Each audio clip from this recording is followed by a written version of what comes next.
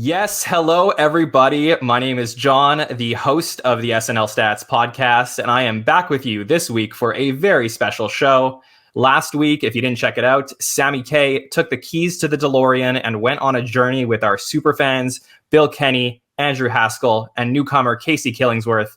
They did a great superfan takeover where they explored different what-if scenarios about the history of SNL and explored alternate universes.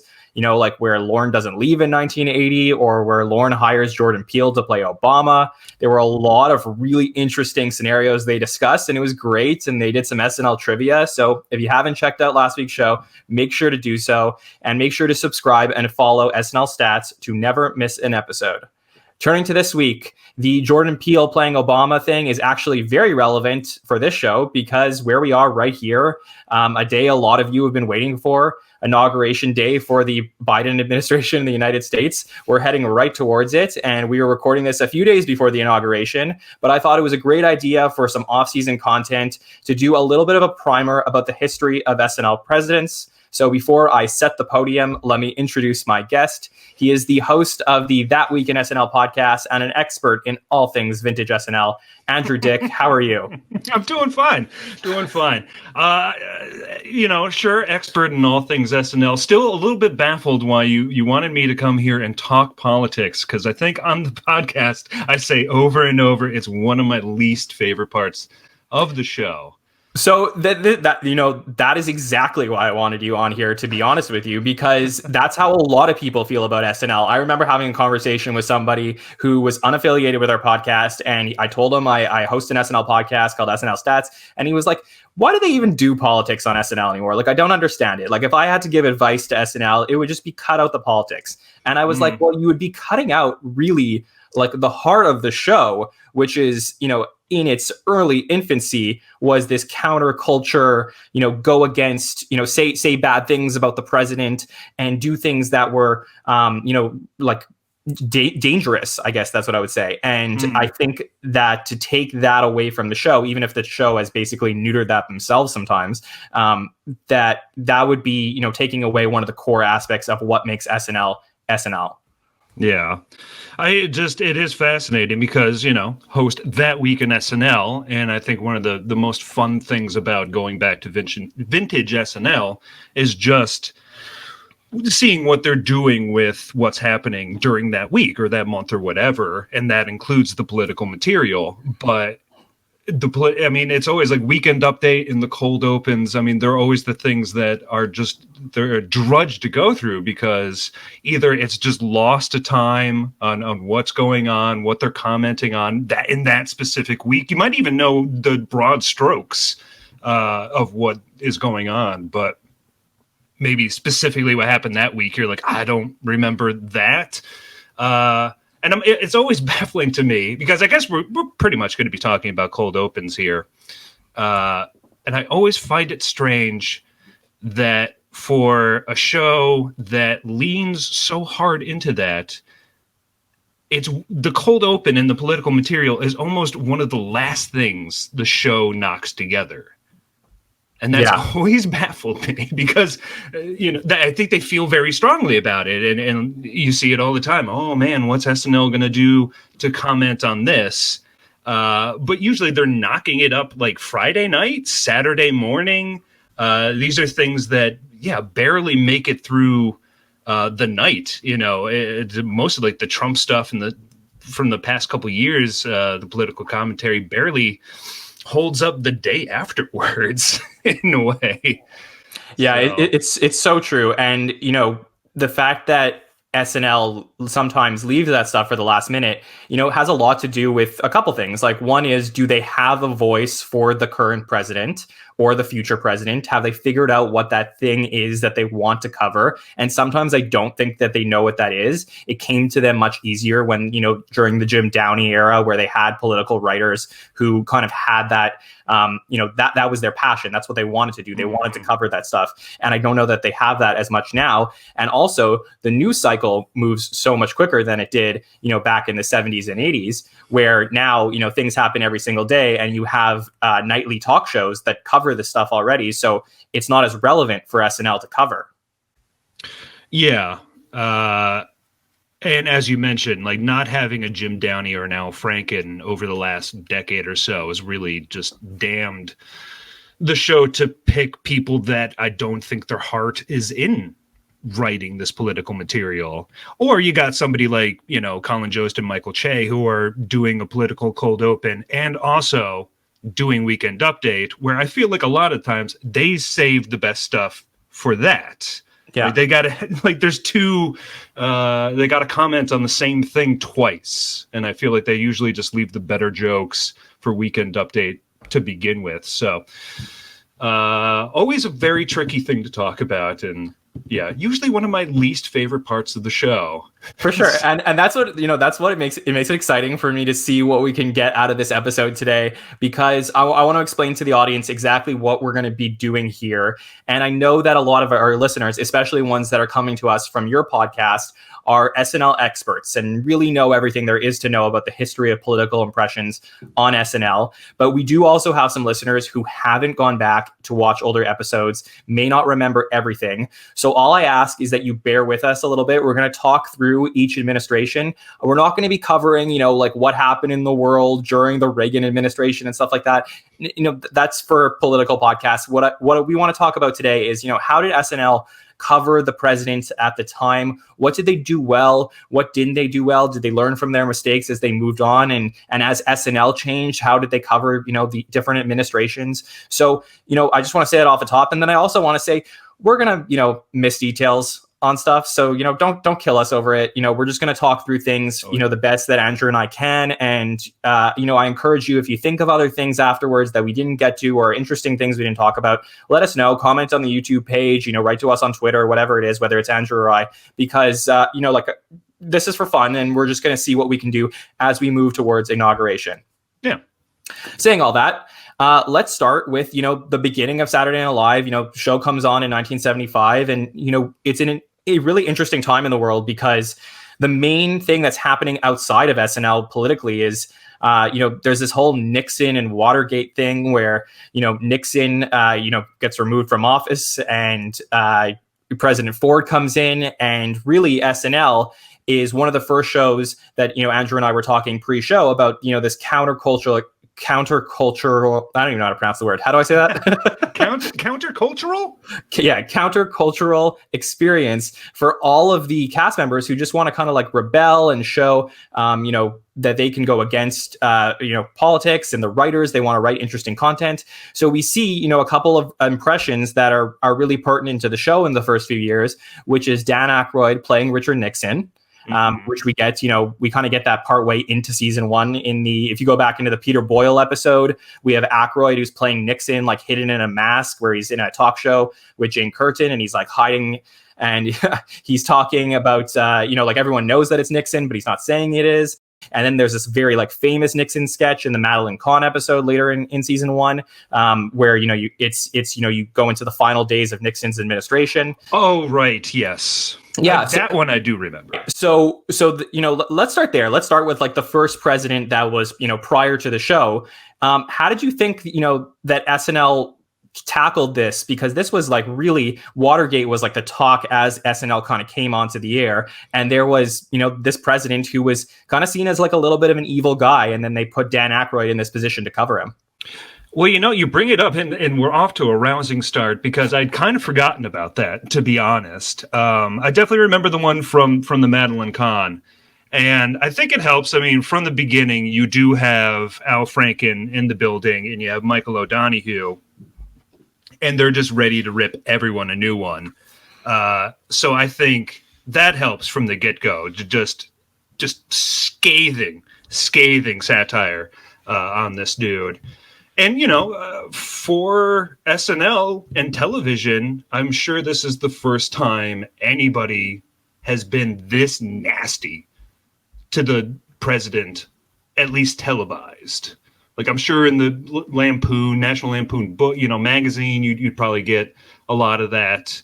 But to have it right there, NBC, one of your three main channels, to just be that scathing, it's ballsy.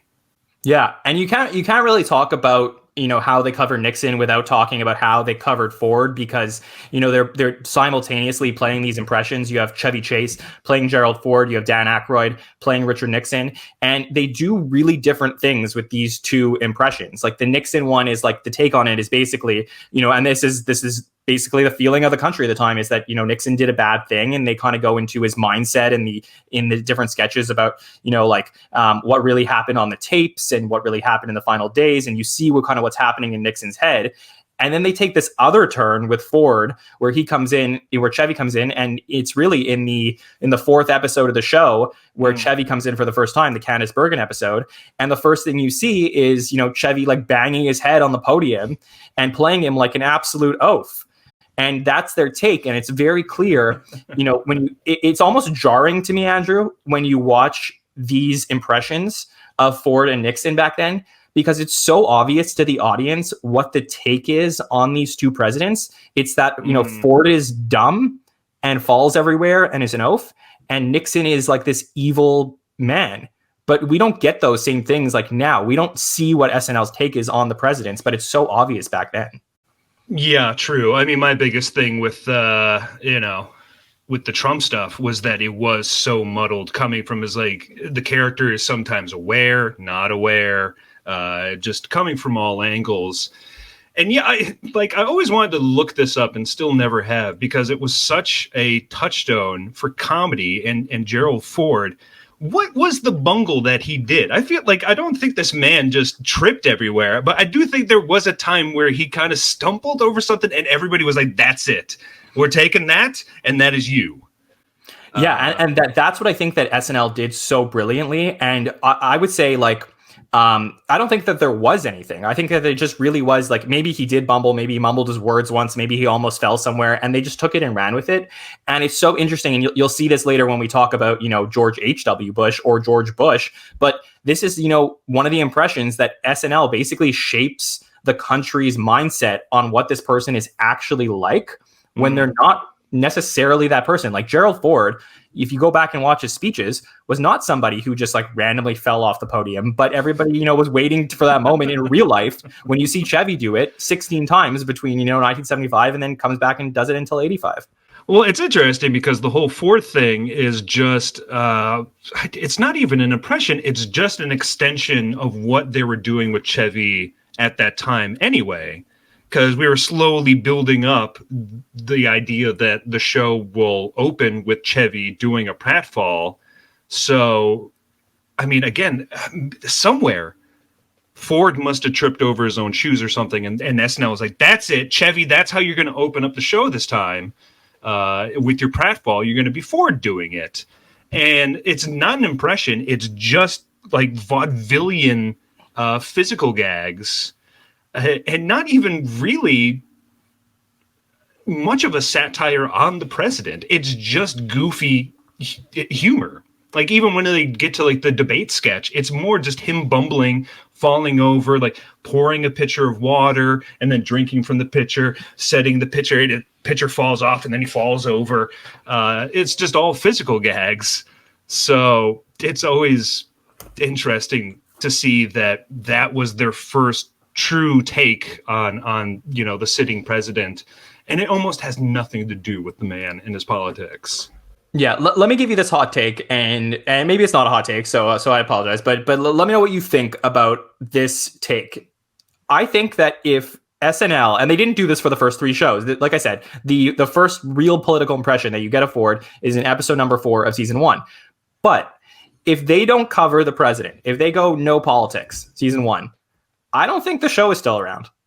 I think that, covering Nixon, covering Ford, covering Carter like they did in the first 5 years, I think that gave the show enough attention and it was interesting enough that it stood out above anything else on television. And it was like, oh, now I can't wait to see what SNL is going to do about this.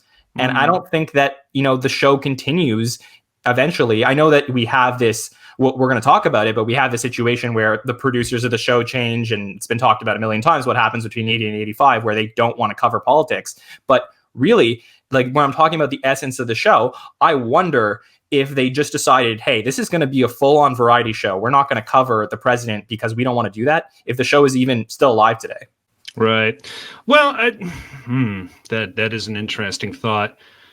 I mean, because you got Dan Aykroyd as Jimmy Carter, when he leaves in season 4 and move on to season 5, the last season for, Lorne and most that cast, they don't do anything with Carter, really, or it's just off to the side. Like, they never reassign that role to anybody. And I do think the show can survive without the politics. It just maybe would not be the same, because I feel like there are people that do only watch SNL for the political material, which is strange to me because, again, just it doesn't hit for me. And I don't know what size that audience is, but they are there. And that's all they really care about. So I don't think the show would end. I don't think it would have been canceled in the first season, because I think just the force of the show and Chevy and everything would have kept the ball rolling. They would have gotten another season regardless. But I can't say it didn't help, Yeah. And you talked about Jimmy Carter, which is a good transition over to the next administration that we see. And it's really interesting because the show comes on in 75, and then we're slowly heading towards the Carter administration, and it's great timing for the show that they have an election pretty soon into the run, which, we talk about election season and SNL now, like when it's election season, you're going to get more viewers. It was great on the show that in season 2 of the show, we're going into an election season, and they get to, they get to play, Dan Aykroyd gets to play Jimmy Carter, and you get to see Chevy's Ford impression a little bit more. So it's really great for the show that they get an election season.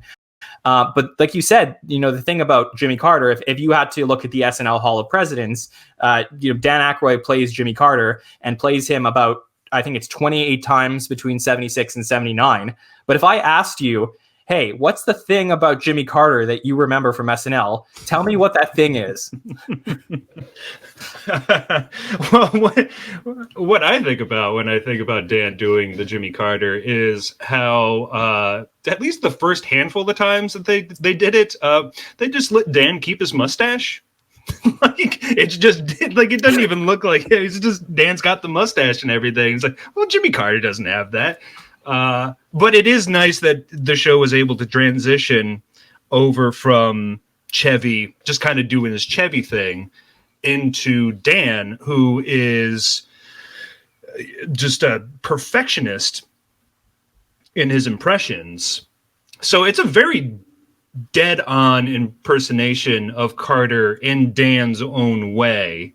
Mostly he nails the voice, but as I said, they just let the mustache fly for a little while, which I think the show should continue to do. Like, I don't really care how much the performer looks like the person they're impersonating. They just need to have enough of the soul and character there for me to just buy it. So the mustache never really bothered me, because Dan's giving it enough in other areas. But it is always amusing to see that mustache there. They eventually made him get rid of that. Yeah, I mean, what I got from it basically is again, for those who've been watching the show, they know I'm Canadian. I did learn a lot about American politics through SNL. But what I got from Aykroyd playing Jimmy Carter is basically Jimmy Carter is like a nice Southern boy that doesn't really do anything, and you even see it in Joe Piscopo's impression of Jimmy Carter, which you see in season 6 basically. But he's like a sad man who isn't really having fun anymore and thought being president would be fun, but it's not fun. And well, you get a lot of that energy crisis that was going on. That's I think the big focal point for what they would do with Carter usually had to deal with the gas and energy crises of the late 70s. And make this comparison to me, because it's something that you brought up, which was that Aykroyd is so good at his impressions. Like, we see it in the Bob Dole impression. Like, eventually, he's so good at impersonating people. I almost wonder if Aykroyd's Jimmy Carter is kind of like Farrow's Obama, in terms of it's just so like spot on in terms of like the voice and everything like that, that it's almost hard to laugh at, because it's like there's just nothing, like it's like Chevy's Ford was so extreme that it's almost like when you see Aykroyd's Carter for the next few years, it's not as funny because it's not as ridiculous.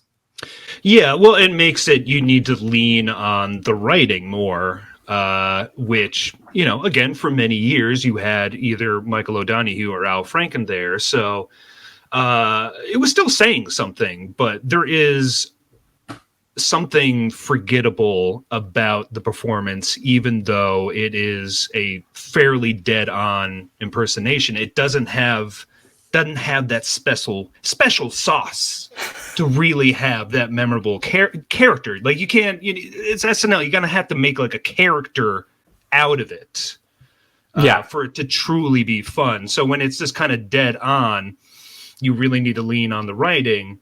And for like, you know, Farrow playing Obama, nobody really had anything to say, so it just kind of sits there, even though it's very solid.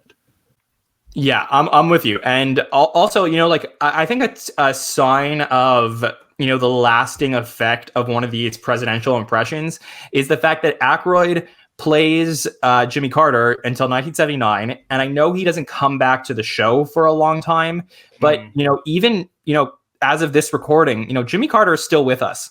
And, you know, Aykroyd hasn't played Jimmy Carter since 1979. Whereas you have like some of our later presidents who, you know, the SNL cast member that was known for playing them still would come back and play them mostly until this day or until a few years ago.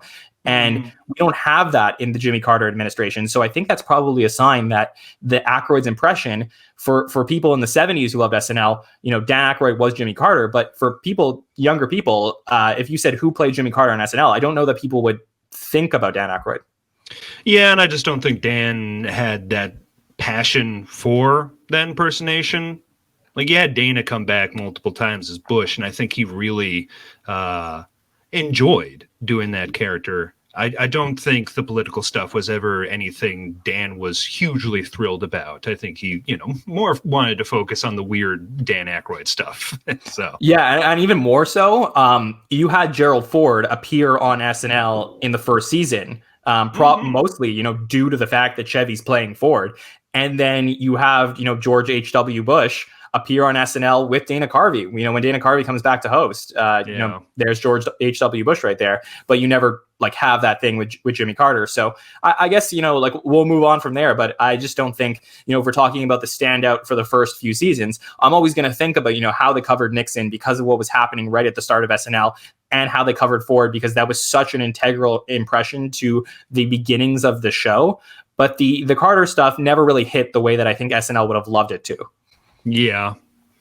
So, and that's why I'm kind of saying is it doesn't always need it, because those are hugely popular seasons, and you know the Carter thing wasn't really carrying it. Yeah. So let's talk about Reagan, which to me is, you know, fascinating. Like I said, you could do a whole podcast on just how SNL covered Reagan, which is really that they didn't. And you know, there are a ton of people. If you're watching the YouTube video, I'm going to put it at the bottom of the screen. There are a ton of people who played Ronald Reagan on SNL. And I know if you go back to the Hall of Presidents for SNL, they have, you know, Phil Hartman playing Reagan because he did play him for the last few years of Reagan's administration. But the way that they covered Reagan, you know, was never fully fulfilled because of all the changes in the show during Reagan's administration, at least for the first few years, when you get to the Dumanian and the Ebersol stuff, because they didn't really want to cover politics at the time. And unfortunately, I think that had an effect on the show. I wouldn't say that so much, because, I mean, you did have Charlie Rocket doing Reagan, you know, in season 6, the Dumanian season.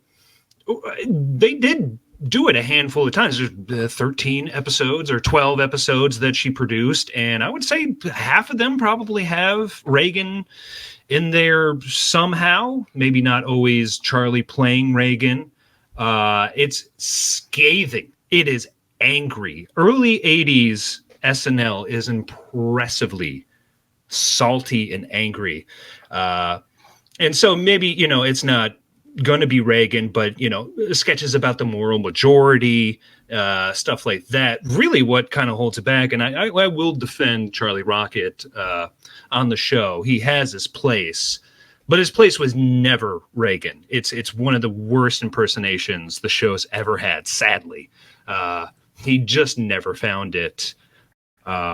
But I wouldn't say that they completely shied away from it. In fact, I think they went too hard in the paint and kind of turned people off, because it was just like, whoa, you watch some of that. It's like, whoa, hold off, guys. Like you get like just super quick cold opens, and it's just like you get pounded for a minute, and then the show begins. You're like, Jesus Christ. Oh my God. Yeah, People I mean, they really go like with the Piscopo stuff. Like, look, the Charlie Rocket stuff. That season season 6 is a blur to me. I mean, I really should go back and rewatch it, but just because of like how quick things fall through, it is a little bit of a blur. So I'll take your word for it. But with the Piscopo stuff, I mean, when Piscopo is covering Reagan in the Ebersol era, they really just basically are saying like Reagan has no idea what he's talking about, and he's kind of an old man, which I think is still interesting. But it's just if like I guess to put a bow on the Reagan stuff, it's really that Robin Williams episode in season 12 where they do that really famous cold open where they give Reagan an earpiece, and he goes up and he's doing the cold open, and there's like interference on his earpiece, and he starts talking about police signals and sports games and stuff like that. That's the first time that for me as a younger SNL viewer that I'm watching, and I'm like, oh, this is really funny. Like, this is a great take on Reagan, a guy who has no idea what he's talking about, no idea what he's doing, and you have basically like Kevin Nealon in the background telling him what to say. Right. Yeah, and those are always fun. I think they did a couple of those Kevin Nealon in the earpiece cold opens, which are always fun. I do like what they did with Piscopo as Reagan, because most of those were just voiceovers, and it was a POV shot of him at the desk, and people would come up and talk to him. And I think there's one time where they do an effect where, the camera gets up and he's looking into a mirror, and you see Piscopo in nightmare makeup as Reagan. And it's, you can see why they only chose to do it once, because it's like, no, get it away. And that's, I wish they would have done that for a lot of the Trump stuff, is to, not have it out there out front, but to obscure it in a way, I think helped the show run at it in a different way. Maybe focus on other parts of the administration and how they all connect. And just the whole, just like a POV shot sketches in general. I think they're always kind of interesting. So I always do appreciate those in their own little way.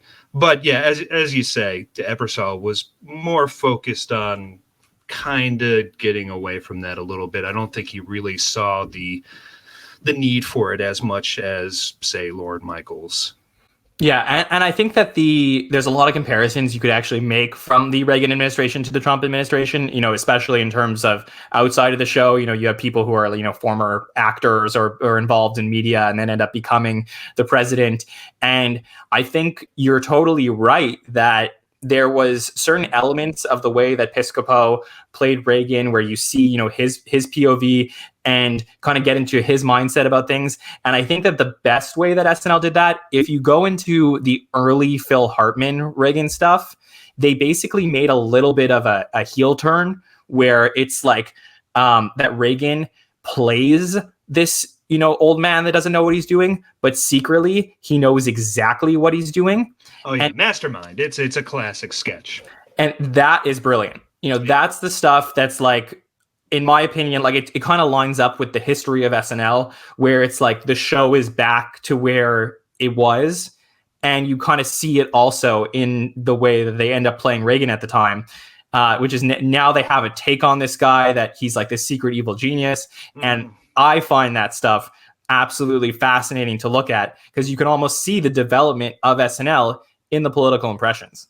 But really, for me, when the show gets back to a point that's like This is an interesting take on the president, is when we kind of talked about how they covered H.W. Bush. And, you have this, anyone thinks of H.W. Bush on the show, they think of Dana Carvey. And a lot of people, when they think of H.W. Bush outside of the show, they think of Dana Carvey because of the way that he covered it and the way that he created this character. Everyone's seen, a Dana Carvey impression of H.W. Bush and thinks that that's actually the way he is. And that's really the first time that we've had this since Ford, probably. Yeah. And I'm looking down at when did I don't remember Jim Downey ever playing him. I want to see that. Yeah, he did it. He did it once in the fifth season when he was a featured player. Yeah. See, that's just how little they cared about the political stuff in season 5. It's like, whatever. You go do it, Jim. Whatever. Yeah. So Dana Carvey as Bush. I mean, that's probably, the two Bushes are the biggest ones in many ways. And I think it's fun because you can see as you watch it evolve. You can really see how it starts sort of on the nose as an impersonation. And then we slowly roll in all the other Bush-isms that Dana would make the character pop. By the time we hit like the 90s and stuff, all the bad, that's not really anything the man ever truly did, or maybe sort of did it once. But again, I mean, that's kind of sort of Dana's specialty is truly taking one part of a person and amping that up and making that the character. But if you go back and see like the first couple times he did it, it's very staid, maybe a little bit more like the man itself. And it does kind of lay there a little bit. It's not as fun until he just becomes a wacky cartoon character. Yeah, and I think about like if I had to think about like somebody's came to me and said, "Hey, John, name me a couple like Dana Carvey, H.W. Bush stuff that you like think of off the top of your head." He did so many solo pieces at for the cold open that it's hard to really name one. But I really think about at the beginning they had all the Dan Quayle stuff where Dan Quayle is basically playing like a little boy, which is just like a genius way to do that. And then they have that stuff is really hilarious. And I think about Carvey playing him more and more ridiculous. And there's a point where, like we said, where H.W. Bush comes onto the show. And in a filmed appearance, I believe, or he's not actually physically in the building, but they're able to connect with him. And you see, Dana playing him in front of him, and that's kind of like the first instance we have of that, which often gets very overused as we get through the rest of the to modern times. But I often think of there's a October 2000 sketch where Will Ferrell is playing George Bush and Dana Carvey's hosting and playing H.W. Bush. And they have that hunting sketch where basically they ask, he's about to shoot him in the head. And I just that to me is like one of those classic SNL sketches that, like one of the things I like to tell people who don't watch SNL, I said, if you're nostalgic or you love like payoffs, you're never going to get more payoffs than watching the history of SNL develop, where you have former cast members coming back to meet current cast members. And you get this element of like these sketches that in your mind you dream of, and then you end up putting them together. And for like Dana Carvey to come back to play H.W. Bush while his son is, Will Ferrell's playing Bush and the son being president. It's just like, there's these moments on TV that are really special. And I think you start to get that a little bit when you start putting together some of the administrations and the political figures that you have from this point forward. Well, and again, I think it helps. It did kind of leave them out, but I believe most of those were written by Adam McKay. And so they have those wild, nasty swings of a Michael O'Donoghue or an Al Franken type of piece.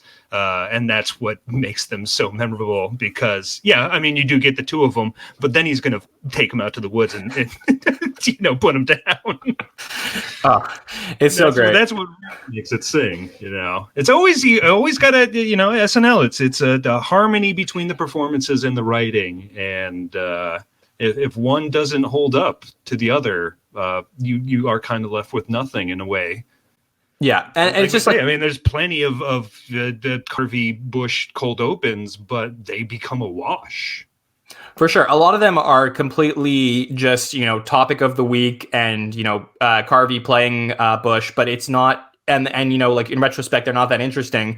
But the fact that the character develops and becomes like so meta in the show itself means that there's a lot of payoff in some of these sketches that are the more famous Dana Carvey, George H.W. Bush sketches, which I think are more interesting to look at. And I think there's no president that does that better than, the Clinton administration, where you have like Phil Hartman, playing the first part of the Clinton stuff, and then Daryl Hammond playing Clinton 91 times afterwards, where there's so much there to dig through, but there's some real gold in the Clinton stuff.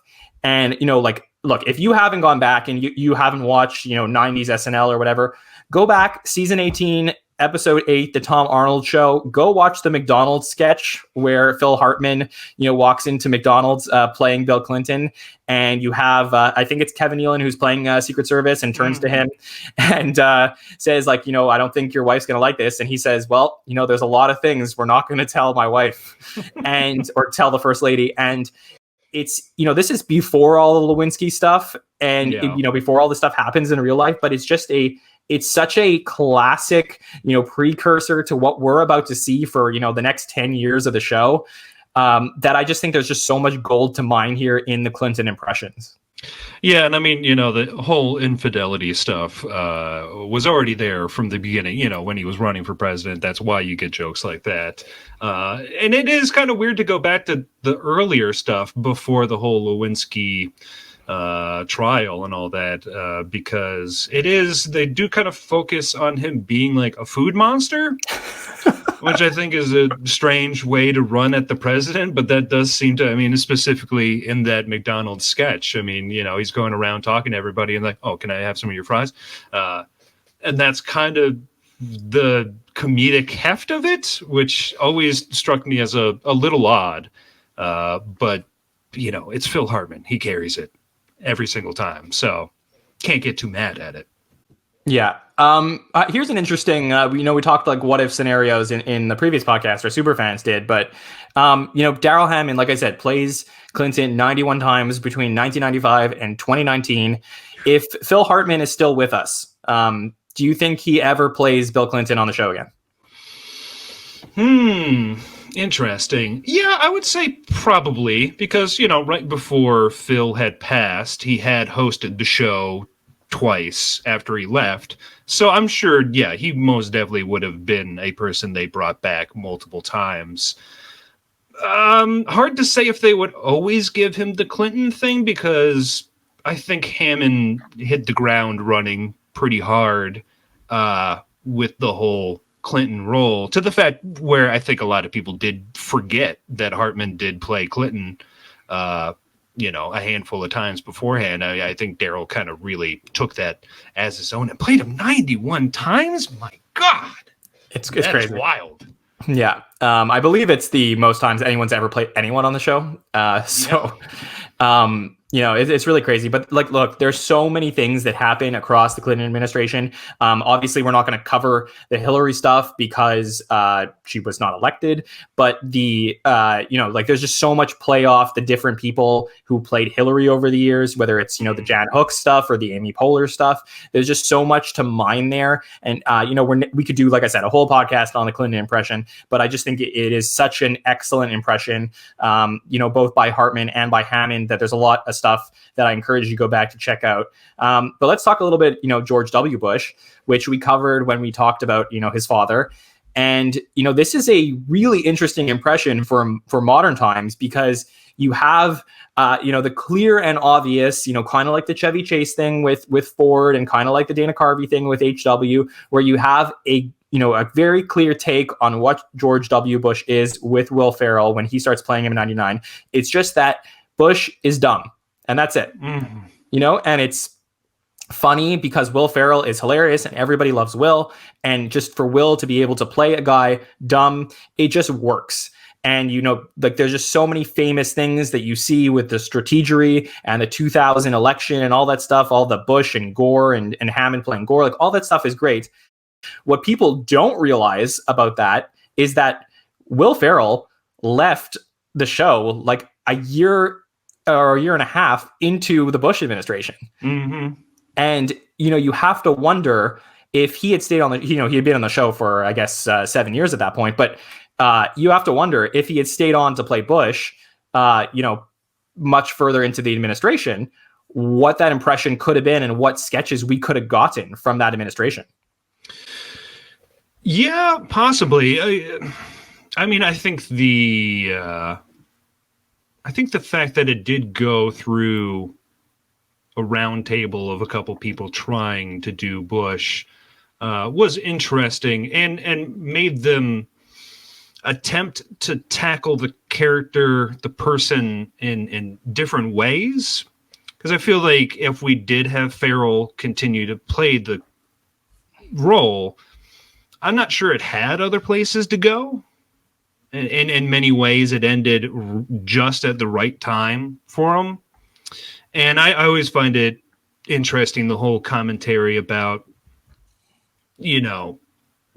Farrell making the character so likable in the country's mind that's what, helped get him elected, which I don't know if you have any feelings about that. I've always felt it's I don't know, a kind of strange way to look at it. Like, I don't know if people put that much importance on SNL's take on the president. And it's not like they ever truly, like, they never strayed away from, this man's a dangerous idiot.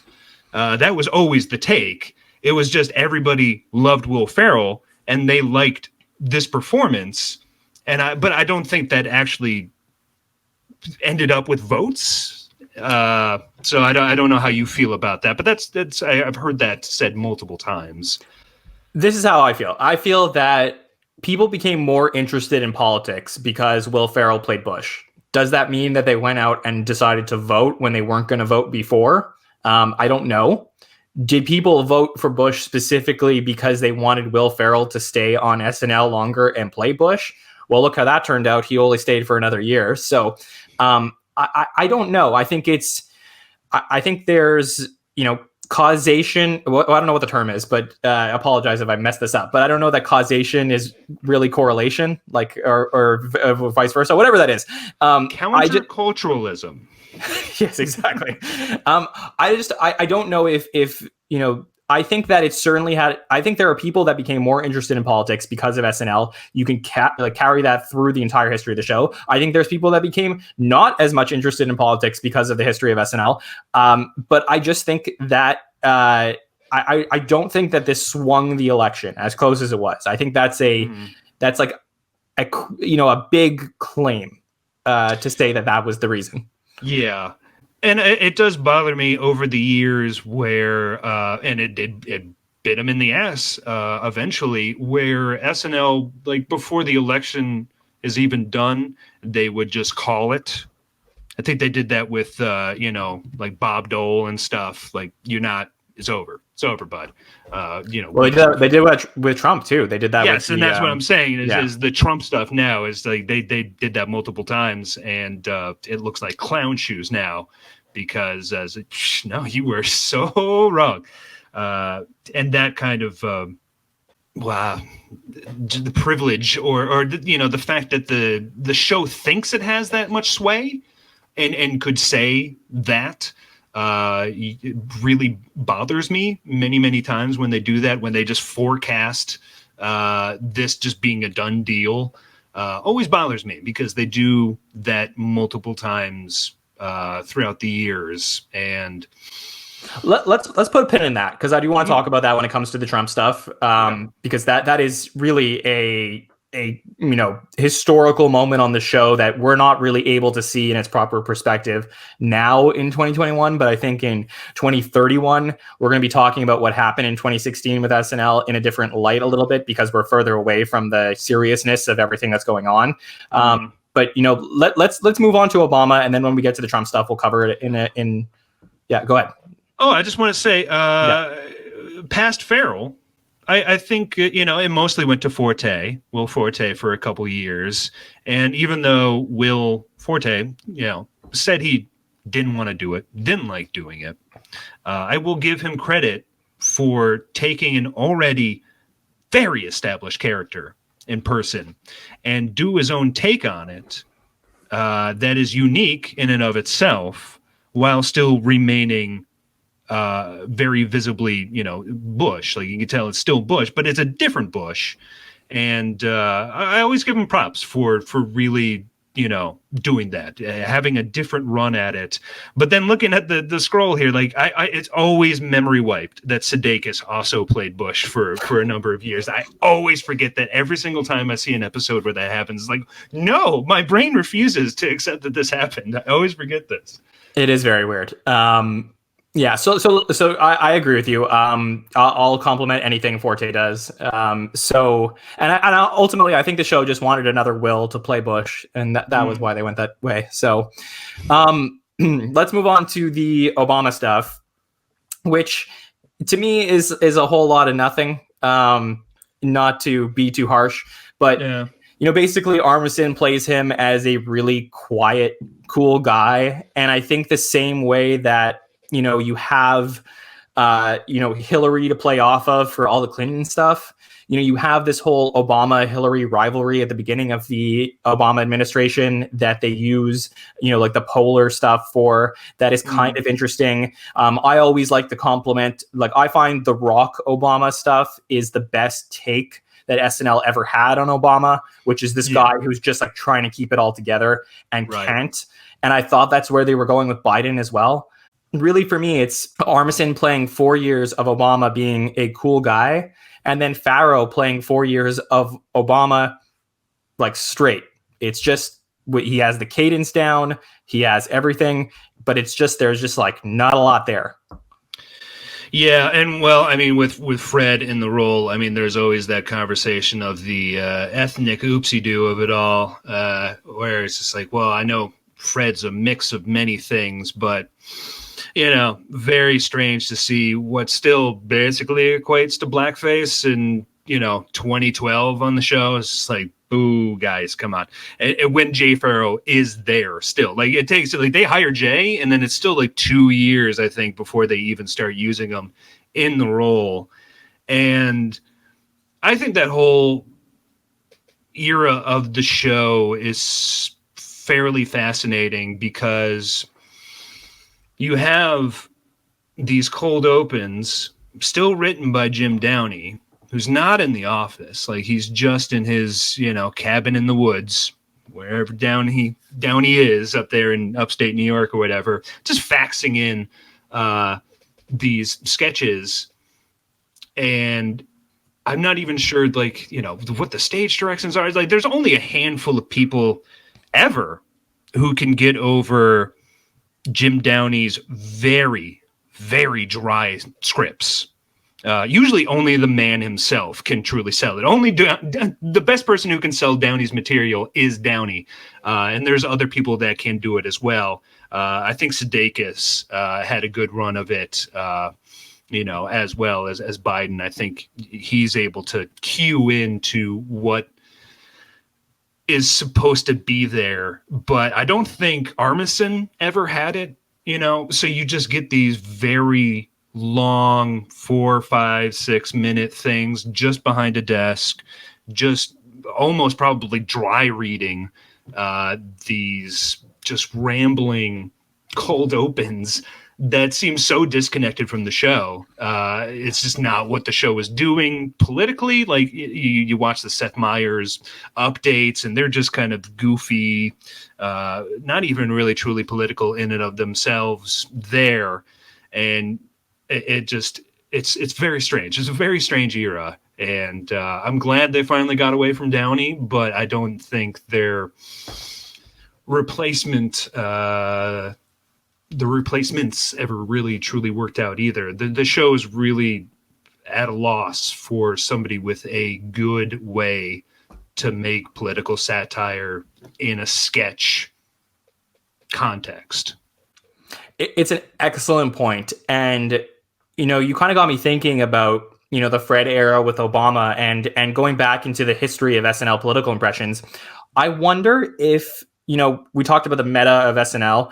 I wonder if it's funnier and better for the show to take a cast member that is a normal guy, a very talented normal guy like your Chevy Chases or your Phil Hartmans, that's, you know, seen as very, you know, put together when they're, you know, themselves, and then they play ridiculous. You know, let them play, you know, Ford as being, you know, bumbling and falling, and let them play Clinton as, you know, this guy who's, you know, hungry and going to cheat on his wife and all this stuff.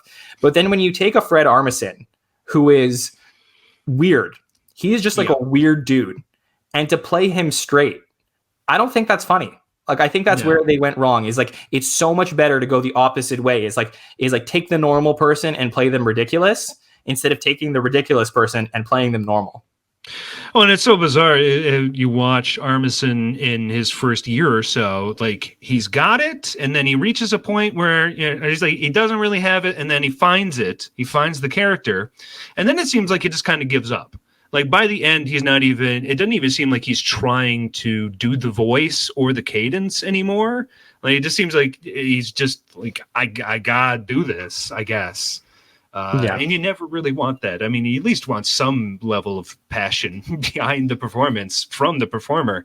And that also makes it a drudge of like, I don't even think Fred's heart isn't in this. He's not super dry Jim Downey stuff. Like, no. He just wants to be weird. And that's fine. I mean, that's what we love Fred for. It's like whenever I saw Fred on stage, it's like I knew something really strange was going to happen because he's just like a strange dude, and that's okay. But Obama is not a strange dude. Obama's like a cool guy who like likes to play basketball and stuff. Like I just don't think that was Fred.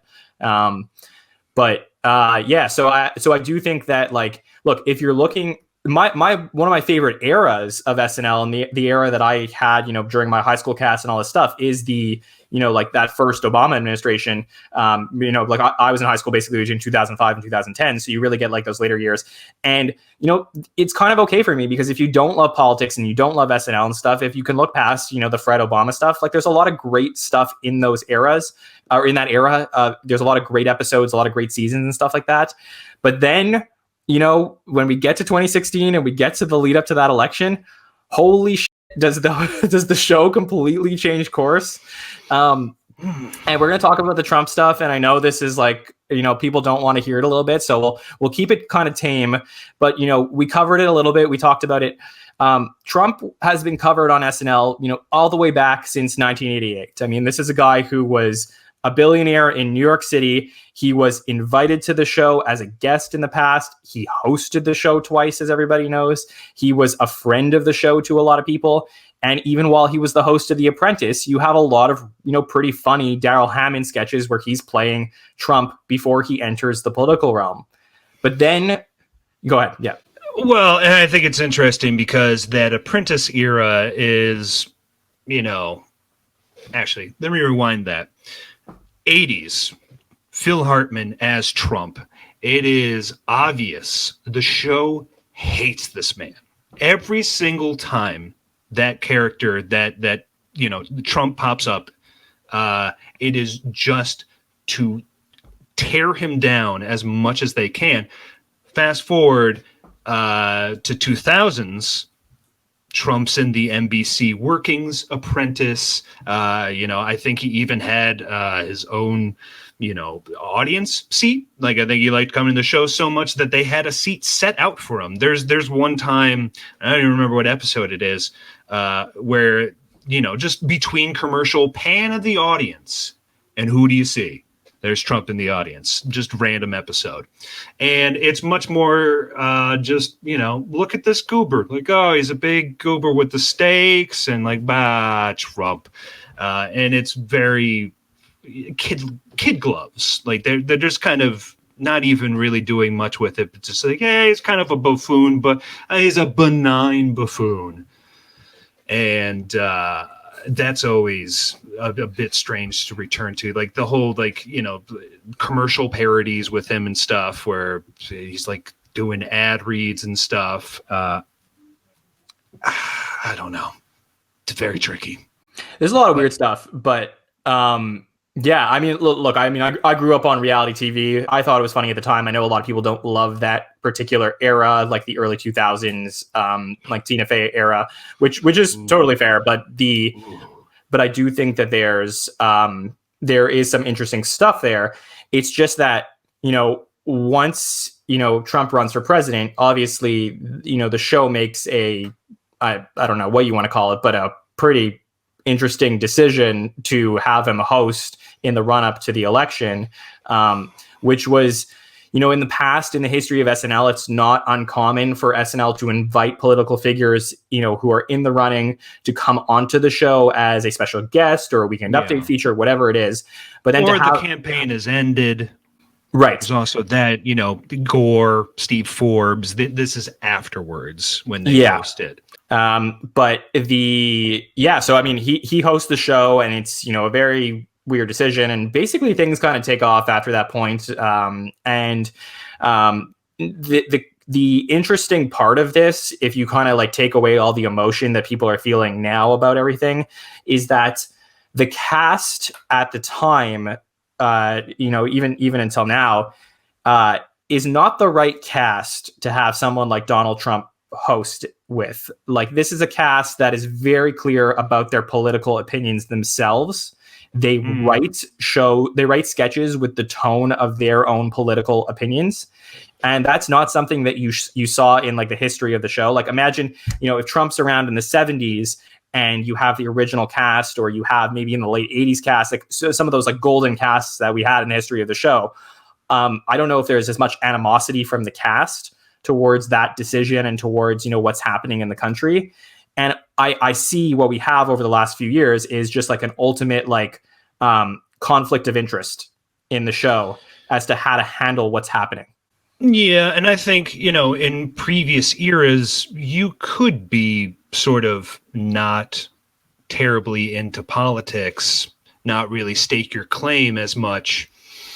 And that's fine, and you could work together and be okay, because politics were not as in your face on a daily basis, where all of a sudden now it has to become your personality. Now you are defined by this. And I think it helps in previous years where, again, you have like a Jim Downey who's just sort of pure anarchy. I guess, a lot of people said, he's Republican or whatever, libertarian. I think Jim just hated everyone. So you really saw the show just take swipes at whoever Jim was pissed off at that week. People like Franken probably have a more clear through line of their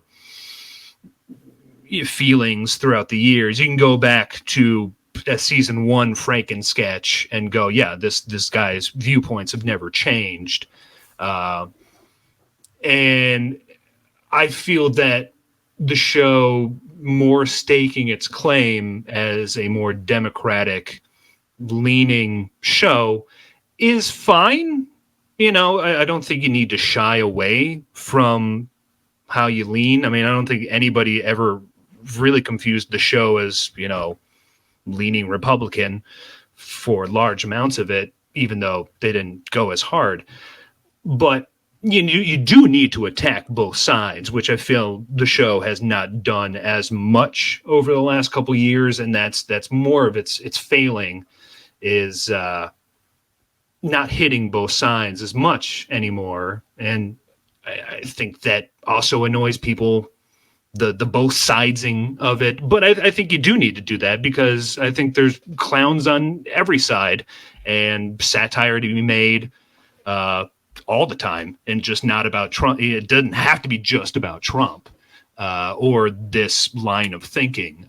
You can, there's fault in almost everything. So that's the thing that has gone to bother me the most, especially when they do it. It succeeds, because like there's what was that, season 42 with like the bubble was a fun sketch. The bubble over New York for liberal people. The times they do it, they did succeed, but I think the show at this point is kind of scared to do that. Well, here's the thing. It's that, look, in 2016, Lorne and the producers or whoever it is decides we're going to bring in Alec to play Trump. And, no matter how you slice it, no matter how long Saturday Night Live goes on for, if it goes to season 50 or 100, whatever it is, whenever SNL ends, the decision to bring Alec Baldwin on to play Trump is going to be a big decision in the history of the show, because it's basically the stepping stone to what we've seen in the last 4 years, which is like, celebrity friends coming in to play political impressions. Because what happened is, whether you believe it or not, those first few shows that Alec is playing Trump, they're hitting home runs. Even if you disagree with the nature of the politics or whatever it is, the show, the articles and the general culture around SNL is back. And people are tuning in because they want to see how this develops, the Alec as Trump thing. And then they have the whole Larry David as Bernie thing. And it's just kind of snowballs to a point where they run this into the ground, and ultimately to the detriment of the show. The SNL story. Yeah, and it's really crazy to see, and I think we're too close to it to properly give it its like due. But I think that the Trump administration outside of the show, in real life, is going to be defined by a million and one things. Like you're going to think about every single thing that went wrong with these past few years in real life. But at least if you're just going to talk about SNL on the show, you're going to look back at the show's decision to make the Trump administration about all the celebrity friends outside of the show that they decided to bring in to talk about the Trump administration or to play members of the Trump administration. And to me, it just got like, they got way too far ahead of themselves to the point where the show, in a way, kind of stopped being funny in certain aspects. And I don't mean to sound harsh, but I just want to say, like, it's such a fascinating administration to talk about in terms of the history of the show. Yeah, and as you say, it did work initially, and I think it kind of spawned. It's the initial flashpoint is Tina Fey as Sarah Palin. That's where it starts, right. And it did work initially with those debate sketches because, again, much like a lot of people in the show, we thought it'd be, a 4, 5, 6 week run of Alec as Trump, and that'd be it. We had our fun.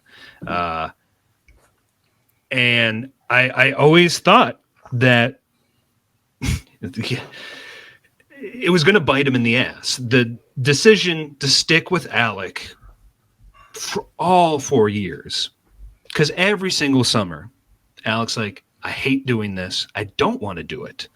Please don't let me do this. Season premiere, Alec is Trump. And it's like, what? And then we start throwing in other stuff like De Niro and this, that, and the other. Kate as, like, I lost track of how many people Kate played in the administration, and sort of dragged her down too, because she was one of my favorite performers on the show. And then the legacy now for the last 4 years was just a lot of, just a wash of old white dudes that I don't remember, don't care to remember, and just cameos and people not really cut out for live performing, like De Niro. Writers whose heart's just not in it. There's no concept behind it most of the time. I don't know, they sing a song. I don't know. And it's almost wild. It's crazy that there was as much celebration as there was seeing Alex Moffat come out as Biden for like 30 seconds. Because just the simple idea of, oh, look, a cast member playing, our president. What fun. Like, how did we that was our inauguration. The inauguration happened when Moffat came out to play Biden. But like, how did nobody even get to this point where that's a cause of celebration? Like, that's how broken the show was for so many years, that we had to celebrate a cast member who was so obviously built to play Biden is now playing him. We should have been doing this at least 2 years before. Right. So. And I felt like that was the moment where everyone like opened up their windows and were like, can we go outside? Like, it was like this, like, it was like this euphoric moment that was like so exciting for the show. But, it's like, to me, you're so right in terms of the development of this, where they're bringing in all these cameos and all this stuff. And well, and it did work for a while. Like Melissa McCarthy as Sean Spicer, those were super fun too. It's just it got to a point where that was the only idea they had. And again, the story of SNL is taking a good idea and then just grinding it into, fine dust, and then everybody hates it. And the show is now forced, by gunpoint to change. Like, please change. It's happened so many times. I don't know why they couldn't foresee it coming, because I think, after the first initial year, I don't think anybody was super hyped to see more Baldwin as Trump. And maybe nobody in the cast wanted to do it as well. There's also always that, discussing Forte not wanting to play Bush. There's certainly the idea that nobody wanted to do it, but throwing it back earlier in the conversation, then do a POV thing. My favorite, I still think the best Trump satire the show did, or possibly anybody ever did, was from the pen of Julio Torres, where it was through Donald's eyes from the John Cena episode, where it's a POV shot of Donald's day. He envisions himself as John Cena with giant cartoonish hands. And it's short, sweet, to the point. It's like, that was it. Like, you're done. You've said all you needed to say. There's almost nothing more to say about the man. That there was so much other things happening that just baffling decisions. Yeah, look, I think the right call in retrospect was to give it back to Daryl. I think Daryl played Trump, for a while. I think that probably was the right decision. But you forget, in like season 41, after Taryn, they did throw it back to Daryl for a while, and it looks like he was about to go to sleep during half of those cold opens. Like, I think that's another reason why they took it away from Daryl, is because, like, no. Or you're playing a guy from 2000, like, you're still stuck in your 2000s performance, and also, like, dude, we need some energy here. So I don't think that was, personally, I don't think that would have been a good decision either, because at least there was some amount of emotion felt. See, or Baldwin do it for sure. And you know what? I'll take that back. It's not that I think that Hammond should have played Trump. I just think if there was going to be someone to do it, I think of the Hammond impression as the right impression for the show. But what they should have done was, we talked about at the beginning of the podcast, we talked about Chevy and how they played Ford, and the things that they've done over the years. I think the right thing to do was very clear at the beginning of this administration that Trump was staying up to watch SNL to see what SNL was going to talk about him. And I think that the best thing that they could have done, especially given the temperament of the cast, is to not have anybody play Trump. Yeah. And you could have had literally like a standee or a stick figure of Trump in a sketch, and that would have pissed him off so much. Like, you could have just done something. The fact that the guy had no lines or something, like, you could have just found a way. I'm not a comedy writer, but all I'm just saying is that I just think that there was like almost something that they could have done at the time, which was like, we did it with Baldwin. We have the celebrity thing. It was really great. There was some funny stuff with Melissa as Spicer, and there were some like really good things that they did. But then at a certain point, it's like, it's almost funnier if they just don't do Trump anymore, because everybody knows that Trump wants it so badly to be done on SNL every single Saturday night. And I think that there was something there.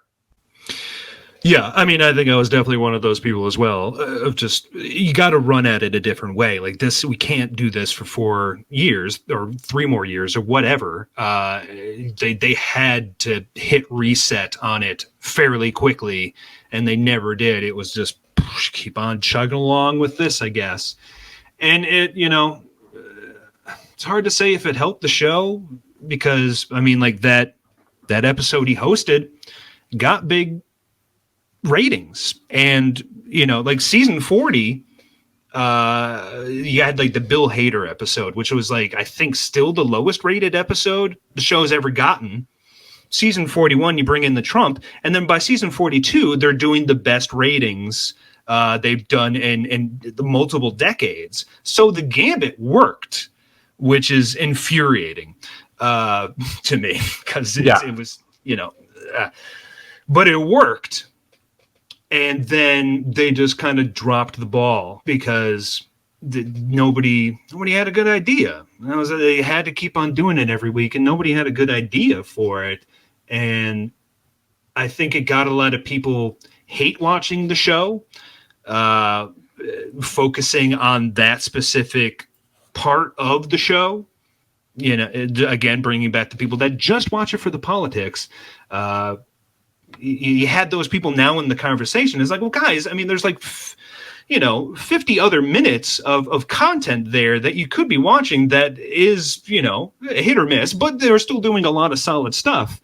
And I think it just became too much of the conversation around the show and started it off on such a drudge for viewers. Like, at a certain point, like this year, I just had to stop caring, like stop even giving a shit about the cold opens, because I know I'm not going to like it. And I just kind of have to patiently sit for up to 16 minutes before the show officially starts for me.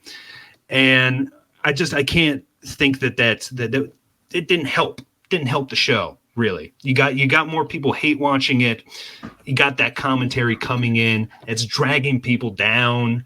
And yet they're still forced to do it, because I think that's just Lauren's. You got to do it. People want to see us say something about this. It's like, we have nothing to say. It's like, I find something to say. Yeah, and I you brought up a really interesting point, which will lead us into our discussion about the Biden thing as we move forward. Is that you mentioned, this kind of started, this whole celebrity thing started with bringing back Tina Fey to play Sarah Palin in 2008. And to me, I get that, and I understand that argument. But, Tina had left the show, 2 years prior, or a year and a half earlier.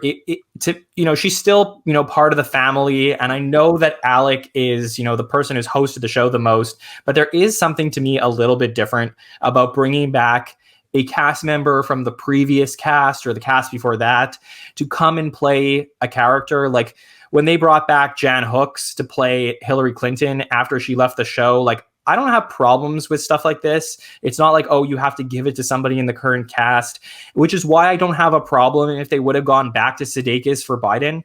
I just think that there's a certain meta-ness around the show that I felt like the Trump impression, that was like more of a Daryl Hannah thing in my mind. And then it became a Baldwin thing, and it really went off course. And with Biden, for me, it was like, now you're bringing in Jim Carrey at the beginning of the year, and you gave it to Woody Harrelson and John Mulaney last year. And it was like really heading down the wrong course. Like, it's like, oh my God, are we doing this whole thing all over again? Ugh. And so for me, the show had two options. It was go back to Sudeikis or give it to Moffat. And the Sudeikis thing, for whatever reason, maybe it's personal obligations, whatever. But to me, the show made the best choice it could have made. And I've said this over the last few weeks. I'm praying that in a couple of weeks, when the show starts, we get that Moffat impression again of Biden, because I think that, like I said, the show was like skiing down the hill, like went right through the woods, like hit itself on a bunch of trees. And now it's like finally got itself back on like the right part of the course. So yeah, and every single time, like, it's already, the Jim Carrey Biden thing is already memory hold for me. Every single time people bring it up, I was like, oh my God, I can't believe that just happened. Especially since, as I just said, my brain would just shut off when it happened.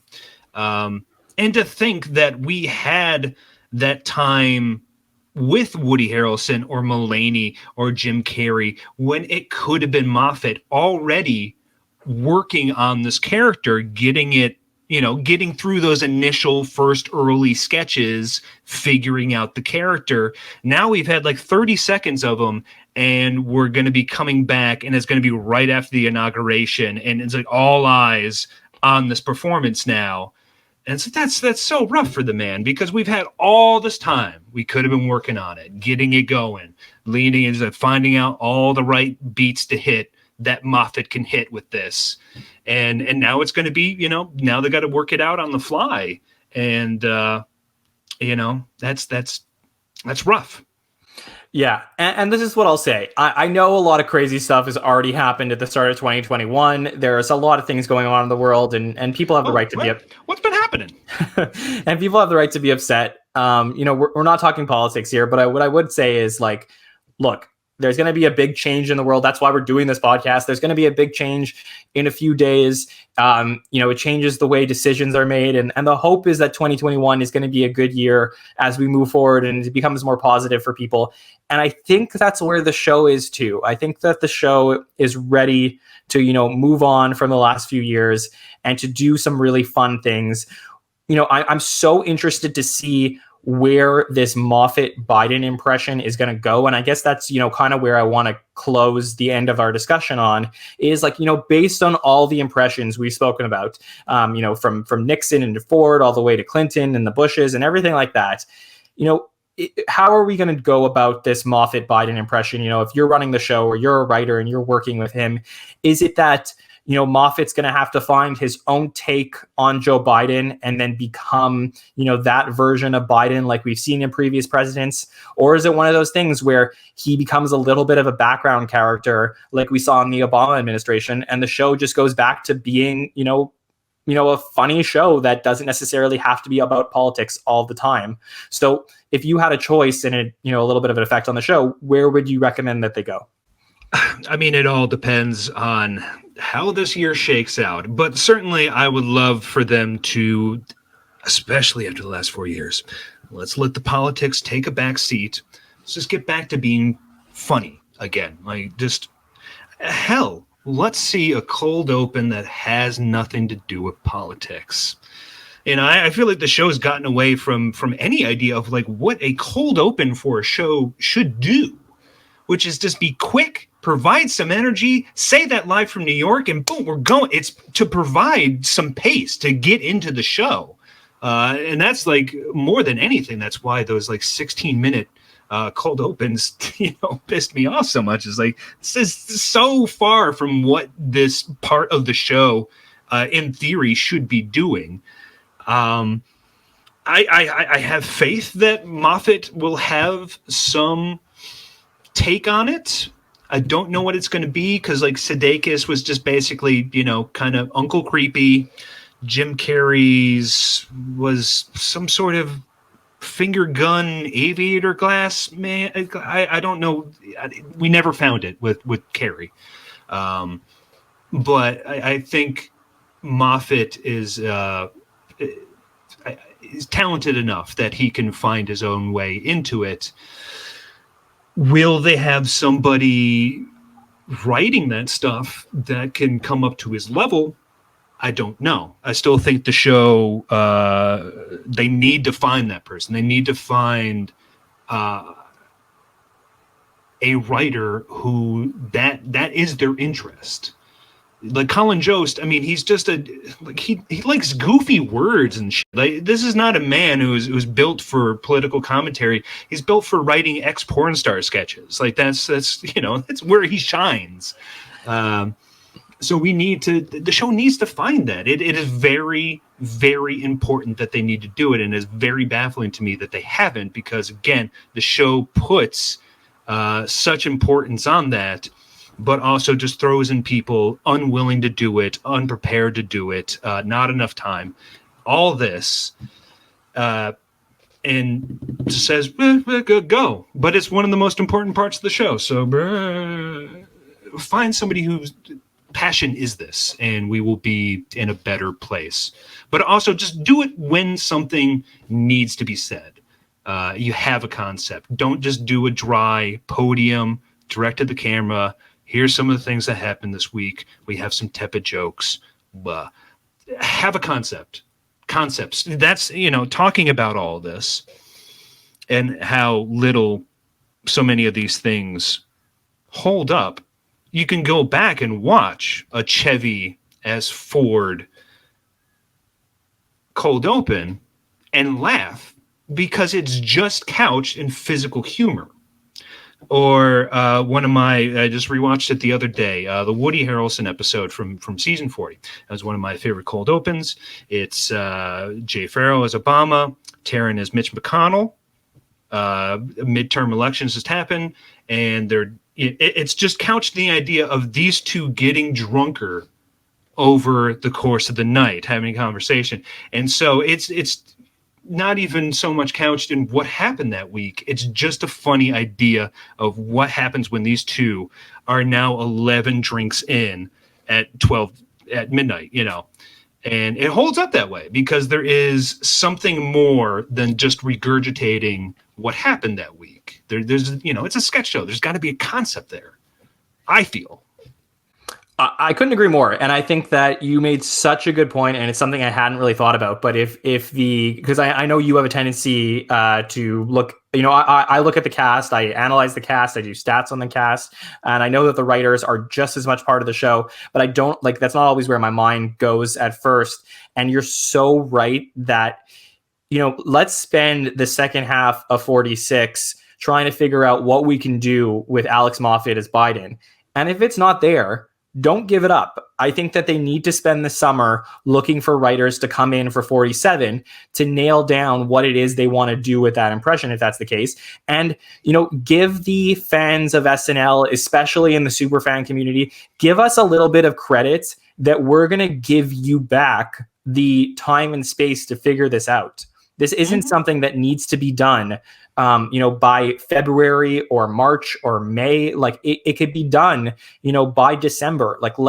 Take the rest of 2021 to figure out what this is, because we're going to be with Biden for at least 4 years. And the hope is that Moffat will establish himself as the show's, official Biden president. So as long as they get there eventually, we're going to be willing to be patient that they go for it, but just don't, give up on it before you give us, the chance to really fall in love with whatever it is they're going to do.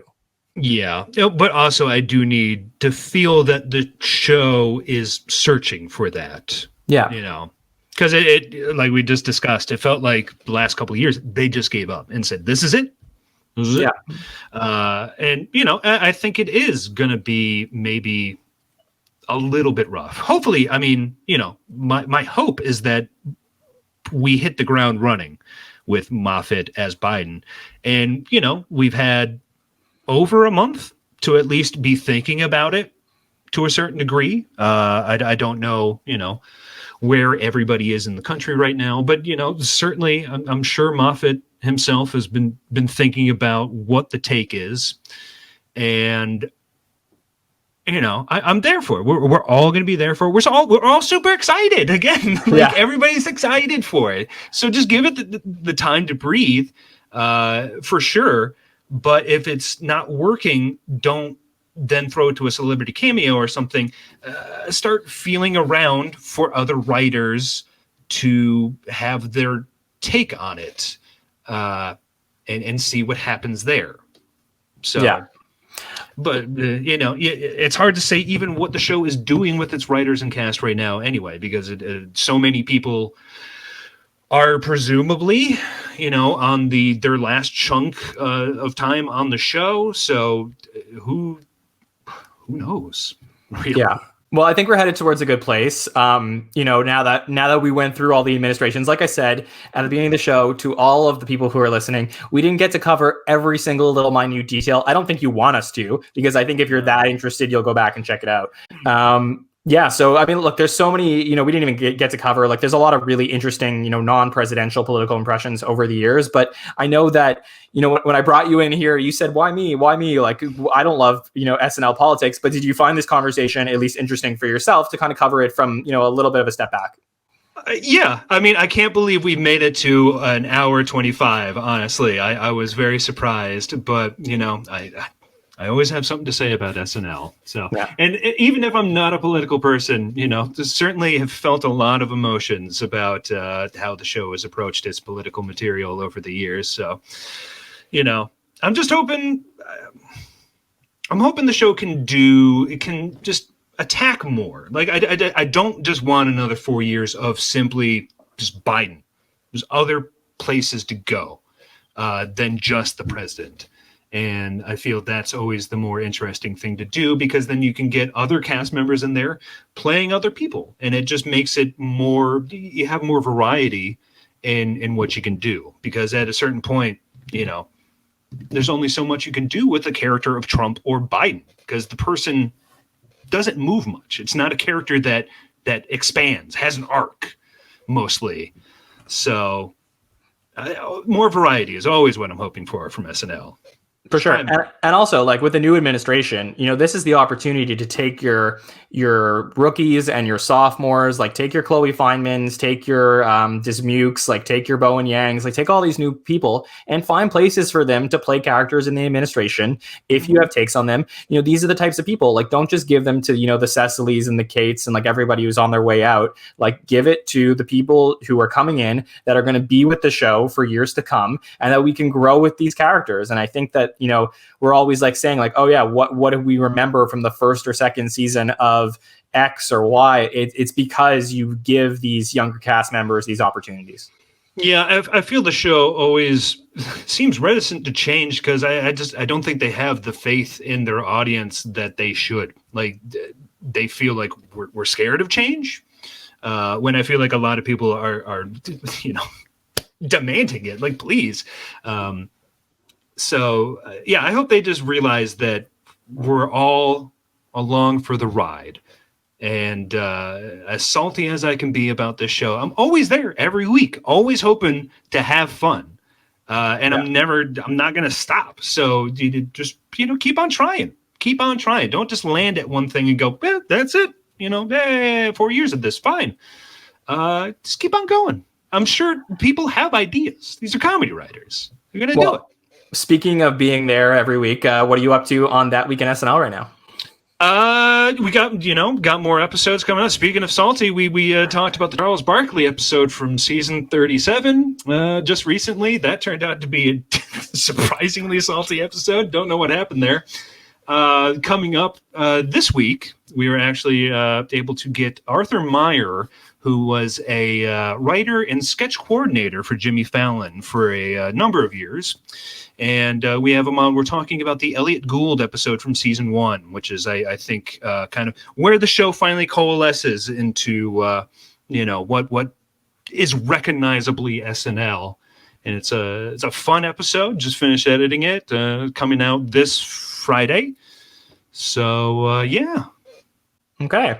Well, thank you so much for joining us. Like I said, last week, if you haven't checked out our show for a Superfan Takeover and you're like, well, I don't know, do I really want to participate in these fun game shows? You know, I would rather just listen to the roundtables. I mean, that's cool. You don't have to. But if you decide you want to go back and listen, they're really fun. You know, these guys that we have on the show, they're experts in SNL. They love talking about things. And they just, you know, they come up with interesting concepts. And like I had mentioned, they went back in time. They talked about, you know, alternate universes and things that could have happened in the history of the show. They played some trivia. So it's a really fun show. A couple of weeks back, we did a by the numbers show. So if you're really interested in the stats aspect of what we do, our stats guru, Mike Murray, he does incredible work to calculate who's actually doing well on the show and who's not. We actually played a game where we gave you like a daily fantasy budget and we said, here's $25, pick your cast members. And it was based on his rankings. And it was just a really fun show. So if you want to check out those two, that would be great.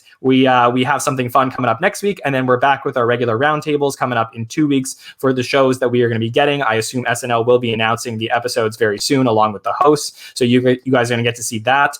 And if you haven't seen it already, depending on when this is coming out. And thank you so much for joining us. Please make sure to subscribe to SNL Stats on YouTube, as well as follow us on Twitter or Instagram to never miss a show. Thank you all. We will see you next time. And for everyone who is either following the inauguration or attending it or coming nearby, I don't know what the situation is down there, but whatever it is, please stay safe. Please stay healthy. I know the world is a little bit crazy, but we hope that everything is going to be okay. Thank you, everybody. Have a good one. Have a great week ahead.